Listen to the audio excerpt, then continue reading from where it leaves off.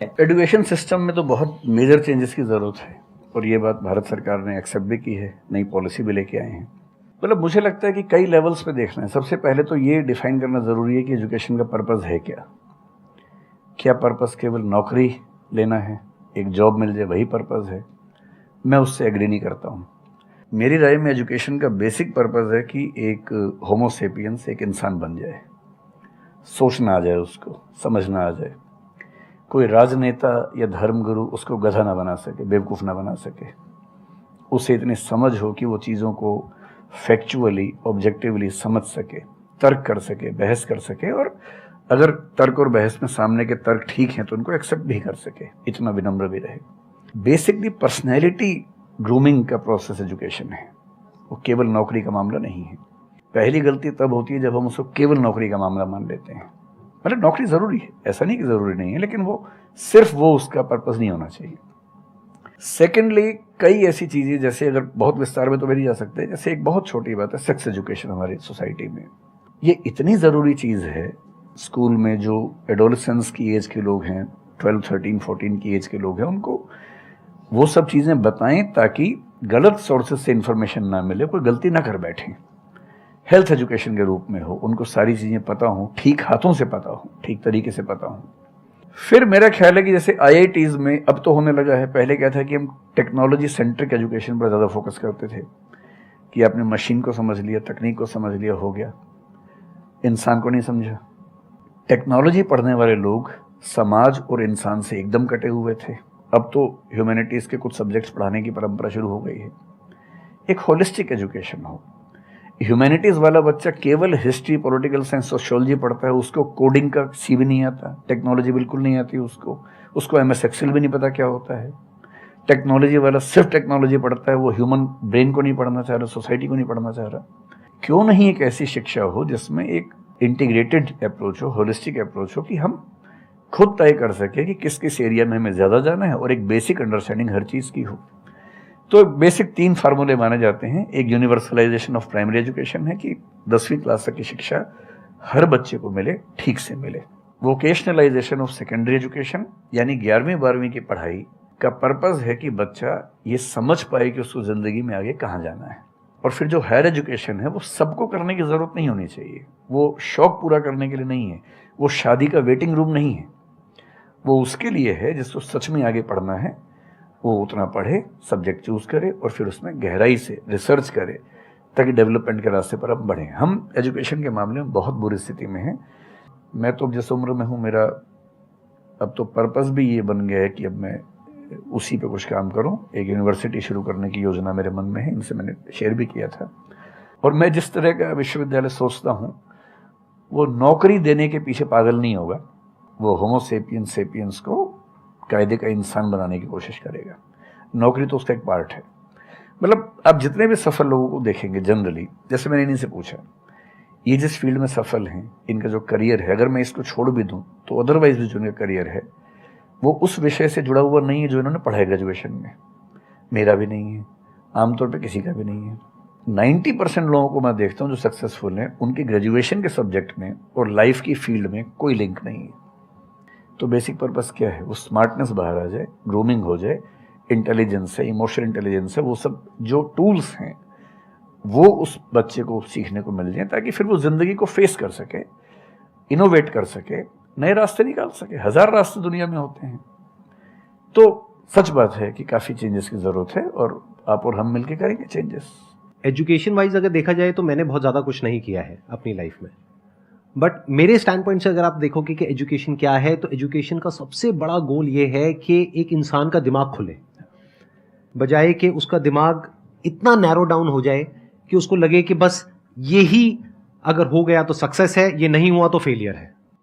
आप अनगिनत तरीकों से अपने गोल को, अपने पर्पस को, या जो भी आप करना चाहते हो उसको अचीव कर सकते हो। एजुकेशन का सबसे बड़ा गोल ये होना चाहिए, और वही मेरी कोशिश है अपने इन सेशंस के थ्रू करने की, कि एक इंसान का दिमाग खुल जाए, उसके दिमाग में एक पॉसिबिलिटी माइंडसेट आ जाए, ना कि एक लिमिटेड माइंडसेट हो कि बस ये हो गया तो बहुत है।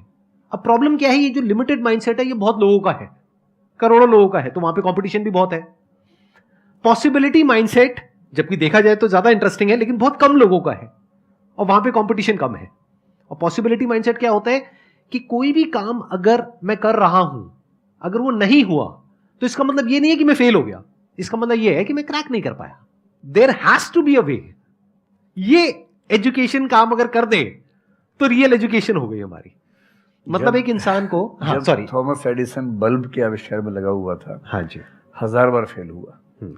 तो किसी ने उससे पूछा कि यार तुम बार बार करते होता तो है नहीं तुमसे, क्यों कर रहे हो? तो उसने पता है क्या कहा, हर फेलियर के बाद मैं ये जानता हूं कि बल्ब इस तरीके से भी नहीं बन सकता, और अब मैं 1000 तरीके जानता हूं कि इन तरीकों से नहीं बनेगा, और उसके बाद वो तरीका ईजाद हुआ जिससे बना।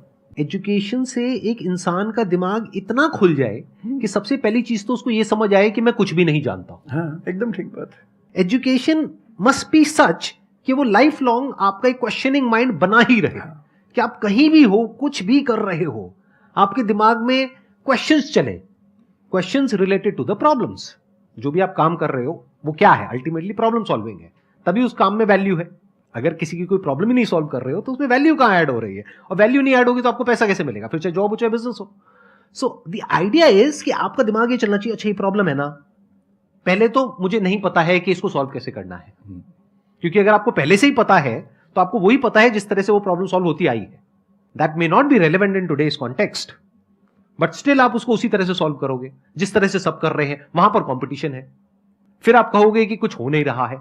सो द आइडिया इज कि पहले तो ये प्रॉब्लम है जो मुझे अच्छे से समझ आई, मैंने इस पे फोकस किया, अब इसको सॉल्व करने के इन्फिनिट तरीके हैं, एक रास्ता नहीं है, बहुत सारे रास्ते हैं, मुझे पता नहीं है। This is the goal of education, कि मुझे नहीं पता है लेकिन पता किया जा सकता है। This is another goal of education. उसमें से कुछ तरीके काम करते हैं, कुछ नहीं करते हैं, यह भी हमको क्लियरली पता होना चाहिए। मतलब your personality must be dynamic, it must not be static. जैसे मैंने देखा है बहुत लोगों को जो मुझे मिलते हैं, कुछ लोग हैं उसमें से जो, जैसे मैं सर से मिला, अभी ऑफ कैमरा हम लोग बैठे हुए थे, डिस्कशन कर रहे थे, तो it was a great experience sir, आपके साथ में बैठ करके जिस तरह से, जिस ठहराव से सर बात कर रहे थे, जिस तरह से चीजों को सुन रहे थे, समझ रहे थे, और मैं क्वेश्चंस पूछ रहा था, ये मेरे से क्वेश्चंस पूछ रहे थे, तो there was a conversation which was going on. On the other hand there are some people जिनसे मैं कभी कहीं मिला तो उनकी अप्रोच क्या है कि मुझे सब पता है, वो गड़बड़ हो जाती है। शिक्षा की दुनिया में बहुत प्रसिद्ध कहावत है, भारतीय अगर परंपरा में देखें तो विद्या ददाति विनयम एक बहुत प्रसिद्ध कथन है। अगर कोई पढ़ा लिखा आदमी अपने ज्ञान की वजह से अहंकार करे तो मान लीजिए कि वो पढ़ा लिखा नहीं है, पढ़ाई उसके दिमाग पर हावी हो गई है, अभी उसको अंदाजा नहीं है कि कुल संसार के ज्ञान में उसकी हिस्सेदारी डेसिमल में भी नहीं है। और जिसको ये पता है कि मेरा ज्ञान बहुत करना, वो विनम्र ही रहेगा। और इसलिए जो बड़े प्रोफेसर्स हैं, अगर आप कभी सुनेंगे, मैं जानता हूँ, मैं यूनिवर्सिटी में जब पढ़ता था, सबसे बड़े प्रोफेसर क्या बोलते थे कि मैं इस विषय का विद्यार्थी हूँ, कभी नहीं बोलते थे कि मैं प्रोफेसर हूँ। इतना साहस किसी में कैसे कि मैं प्रोफेसर हूँ? अरे आप जिंदगी भर स्टूडेंट बने रहेंगे तो ही काफ़ी है, उससे बड़ी बात तो सोचने भी नहीं चाहिए। बहुत बड़ी बात है।